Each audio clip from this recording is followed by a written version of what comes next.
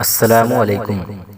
مرنے والوں پر رشک۔ نبی کریم صلی اللہ علیہ وسلم نے فرمایا، قیامت قائم نہ ہوگی یہاں تک کہ ایک شخص دوسرے شخص کی قبر کے پاس سے گزرے گا اور کہے گا کاش میں اس کی جگہ ہوتا۔ رسول اللہ صلی اللہ علیہ وسلم نے فرمایا، یقیناً اللہ تمہاری صورتوں اور اموال کو نہیں دیکھتا بلکہ وہ تمہارے دلوں اور اعمال کو دیکھتا ہے۔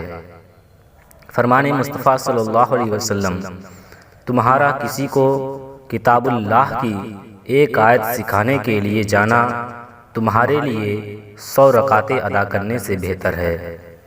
70,000 لوگ بغیر حساب کے جنت میں۔ سیدنا عبداللہ بن عباس رضی اللہ تعالیٰ عنہ بیان فرماتے ہیں کہ رسول اللہ صلی اللہ علیہ وسلم نے فرمایا، میری امت کے 70,000 لوگ بے حساب جنت میں جائیں گے۔ یہ وہ لوگ ہوں گے جو جھاڑ پھونک نہیں کراتے، نہ شگون لیتے ہیں اور اپنے رب ہی پر بھروسہ رکھتے ہیں۔ 40 افراد۔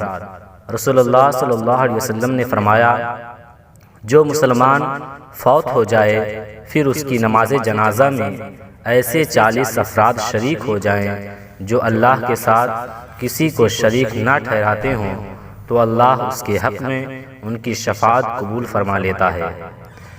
رسول اللہ صلی اللہ علیہ وسلم نے فرمایا، مومن اپنے گناہوں کو ایسے سمجھتا ہے جیسے کہ وہ پہاڑ کے نیچے بیٹھا ہے، اور ڈرتا ہوں کہ وہ پہاڑ اس کے اوپر گر پڑے گا، اور منافق اپنے گناہوں کو ایک مکھی کی طرح معمولی سمجھتا ہے کہ وہ اس کی ناک پر سے بیٹھ کر اڑ گئی۔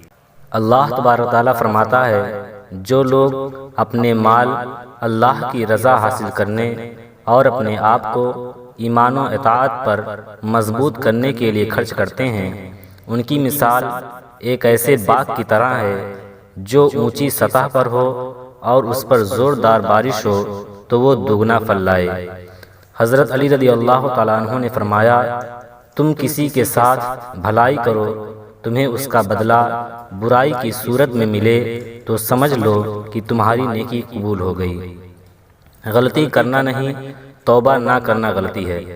رسول اللہ صلی اللہ علیہ وسلم نے فرمایا، آدم کا ہر بیٹا ہی خطا کار ہے، تاہم بہترین خطا کار وہ لوگ ہیں جو غلطی ہونے کے بعد توبہ کر لیتے ہیں۔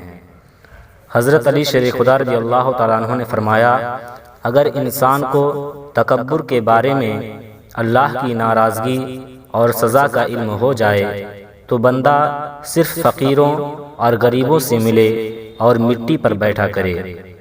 شادی کا کھانا ہوتا ہے تو ایک وقت کا، لیکن اس کے پیچھے بعض اوقات باپ کی پوری عمر کی محنت ہوتی ہے۔